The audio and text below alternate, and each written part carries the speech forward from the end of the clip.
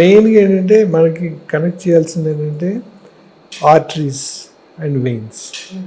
Main arteries and veins donor దగ్గర నుంచి cut చేసి రెసిపియంట్ దగ్గర రెసిపియంట్ హార్ట్ కొన్ని సందర్భాల్లో రెసిపియంట్ హార్ట్ తీసేస్తాం, కొన్ని సందర్భాల్లో రెసిపియంట్ హార్ట్ నుంచి దాని మీదే పెడతాం అనమాట.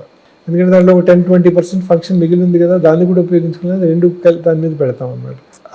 ఆ రెసిపియంట్ ఆర్టరీస్కి వీటిని వెయిన్స్కి ఈ డోనర్ హార్ట్ని కనెక్ట్ చేస్తాం అనమాట. So we don't connect the nerves, only the arteries and veins are connected. Nerves అనేది నార్మల్గా నెట్వర్క్ ఏర్పడిపోతుంది. ఇందాక మీరు అన్నారు హార్ట్ తీసేస్తాం సమ్ టైమ్స్ అని. తీసేసినప్పుడు మీకు పల్స్ అది కనిపిస్తుందా సార్? అప్పుడు డాట్లా అయిపోతుందా టోటల్గా? హార్ట్ తీసేస్తే ఇంకా పల్స్ ఉండదు కదా. Patient is sustained on the heart lung machine. That's what అదే అంటున్నాను. అంటే అది తీసేసినప్పుడు ఆల్మోస్ట్ డెడ్ బాడీతో సమానమైన వాళ్ళు అలా అనుకోవచ్చా? అంటే the body functions and circulation is maintained. So ఆ డోనర్ హార్ట్ ఫిక్స్ చేసే వరకు హార్ట్ లంగ్ మెషిన్ మీద సస్టైన్ అవుతుంది సర్క్యులేషన్.